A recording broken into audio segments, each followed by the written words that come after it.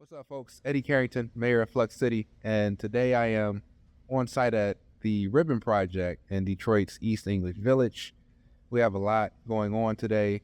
We have level one, the HVAC contractor. They're here prepping the shaft for a commercial kitchen on the first level. We also have the installation company installing their installation on the second and third level of the site. And we also have some drywall contractors in preparation for their big install in roughly around a week or two.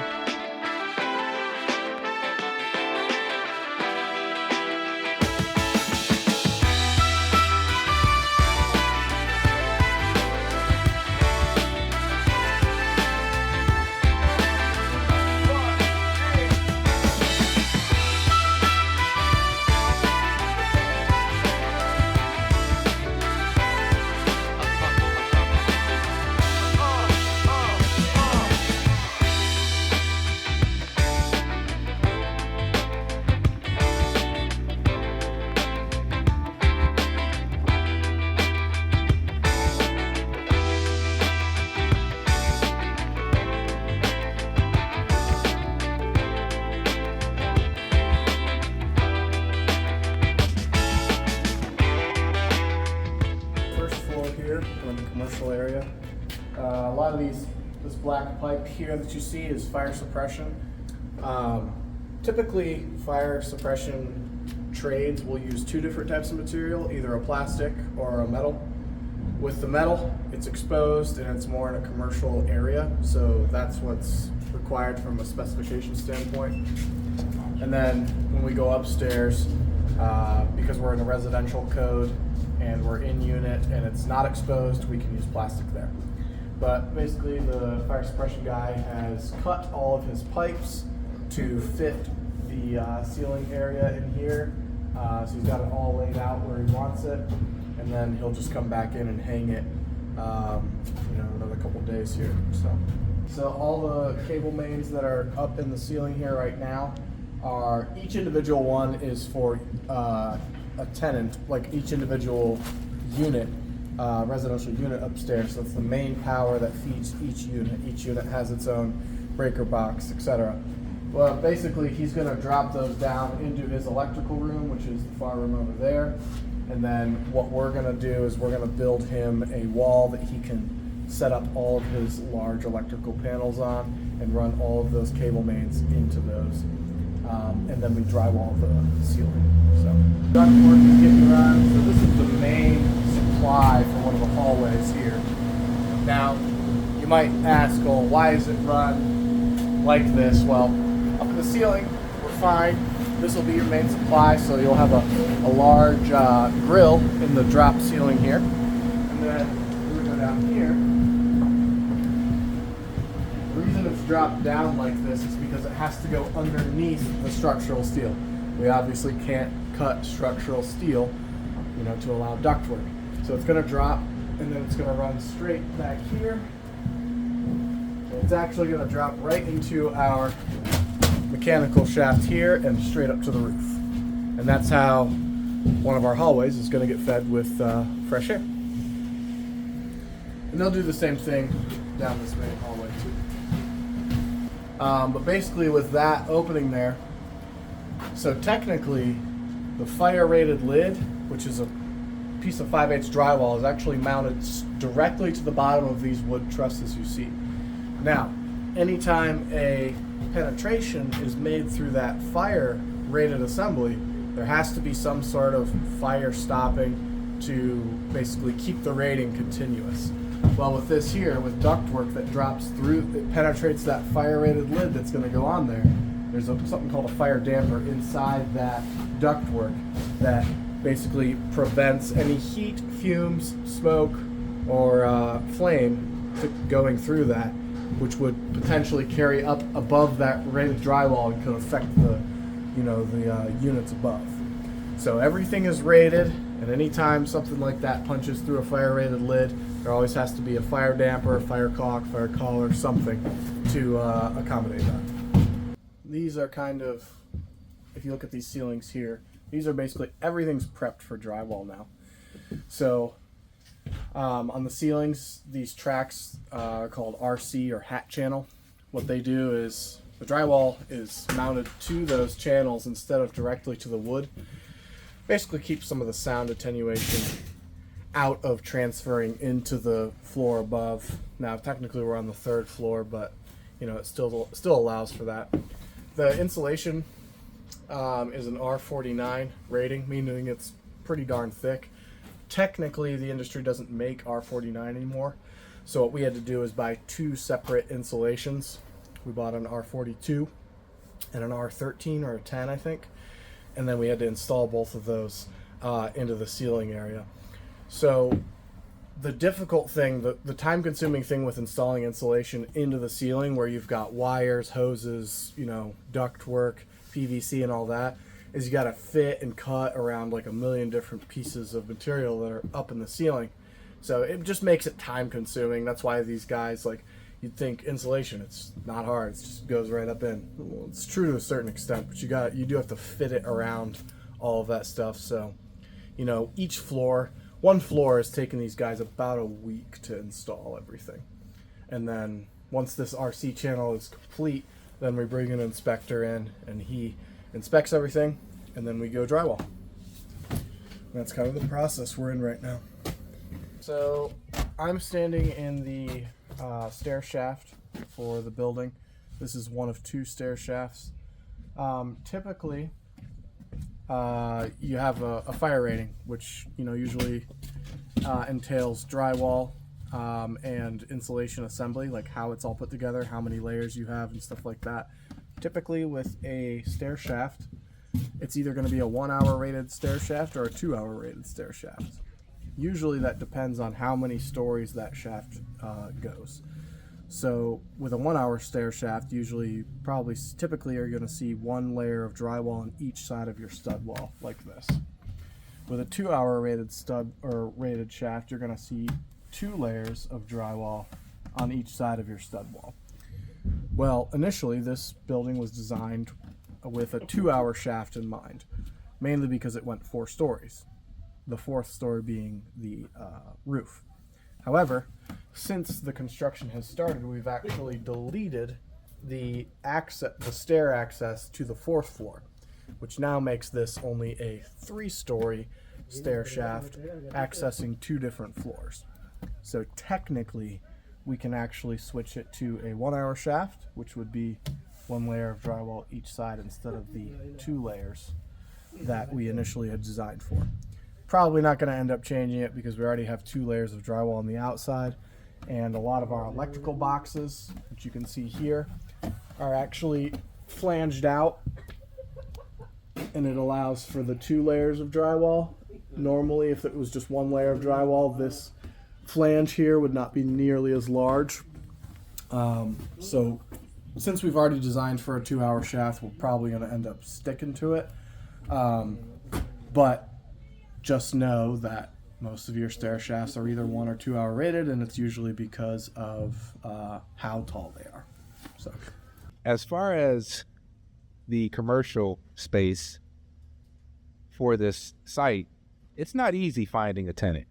We went through a number of challenges with regard to identifying the right tenant for this site, and we still continue to face challenges identifying the right tenant for this site. When it came to us starting our process of engaging with tenants back in all the way, you know, in the year 2020, it was kind of a hard sell, right? We're talking to possible restaurants based off of the feedback that we gained from the community as to what they wanted to see on their corridor. We reached out to a number of restaurants that fit the demand that the community had, but a majority of those individuals were either A, not able to see the future 4 years, or, you know, anywhere from 2 to 4 years out, due to the fact that they, you know, it's a restaurant industry. It's really hard to, you know, stay afloat unless you have a breakout concept. And B, it was during the time of the pandemic. And there were a lot of restaurants that, aside from just in general looking into the future 2 years, in a typical environment, we had this pandemic that created a scenario where a lot of businesses didn't even see themselves paying too much attention into the following week or month, right? It was more so, focus on today in order to survive. So it was really hard to sell a new location to business owners and restaurant operators back in 2020, 2021, even in 2022. But once we were able to close this site or get close to closing the site back in 2023, we were able to convince a tenant to take part of this project, to be a partner in this project. And we got a lease agreement signed, which was very important for me at that point, because that signified our promise close to being fulfilled to the community that we're developing within. The tenant that we identified was from the community that we're developing within, has a great concept. They've served tons of individuals throughout the years, and they were looking for their first primary site. Well, fast forward to 2024, and we no longer have that tenant. That tenant was not able to execute the way we needed them to. And so we are now in a scenario where we're looking for another tenant. So over this process, just for this one site, I probably reached out to, me personally, over 200 restaurant operators to see if they were interested in expanding or starting their journey at the Ribbon at East English Village. And once again, not an easy task when it comes to tracking down, identifying tenants that have the capacity to expand and cover that cost of expansion. Kitchens could cost, and restaurants in general can cost, $600,000-$700,000, with a kitchen being about $300,000 of that budget. So, of course, we do have a pretty decent amount of tenant improvement allowance for this site. But even with that said, undertaking a build out of a restaurant is a costly expense. So back to the drawing board. But luckily, with us being so close to having this site complete, we're in a scenario where we can attract a particular tenant that is looking to move faster than what we were initially proposing back in 2023, 2022. And a lot of the individuals that we've been talking to recently are looking to start something ASAP, or looking to start something by the year's end, or launching by the year's end.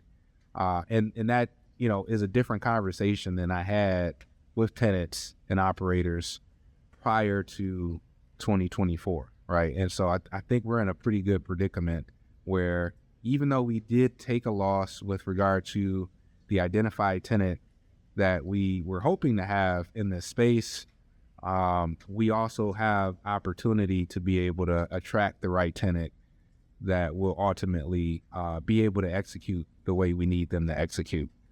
And throughout these different weekly videos, one of the things that I tried not to do was mention the tenant's name in terms of the tenant that we identified prior to the scenario that we're in now, in order to protect them, and also in order to protect me. I didn't want to be put in a predicament where, even with a signed lease agreement, 100-page lease agreement, bulletproof lease agreement, I didn't want to be put in a predicament where I'm marketing somebody to the subscribers to this channel and viewers to this channel, and then I in turn have to come back and say, well, folks, that one person or that one business that we were, working towards and working with, didn't make the cut for whatever reason, which is, where we're at now. But at the same time, I'm able to protect their brand because I still want to see them succeed. I also am able to, once again, limit the amount of explaining I have to do on my end. However, I'm still here explaining myself. But I'm doing this more so to, introduce you as a potential developer. These things happen all the time in this game, and you have to have a certain level of comfort with dealing with multiple challenges on a daily basis, to a point where the challenges aren't challenges or issues. It's just a day at the office at the end of the day. And so what you have to do is you have to problem solve, and you have to make those adjustments in order to replace what you, in this example, lost. More specifically, not you, but more so me. And so we have identified another tenant at this point that I feel can execute the way that we need them to execute. They sent over an LOI, and we're working towards a potential lease, but you never know. As a developer, problem solving is probably the primary job responsibility you have, which can obviously encompass a number of things, but there's so many things. There are so many things that we have to work through throughout an ongoing basis with regard to our projects. So, but yeah, I just wanted to share with you that story, and I appreciate you chiming in on another episode of Flux City Weekly. I'm Eddie Carrington, your mayor, and I hope to see you in the next episode. If you like these videos, if you're finding any value out of these videos, please like, subscribe, comment below, and I'll see you in the next video. Have a good one.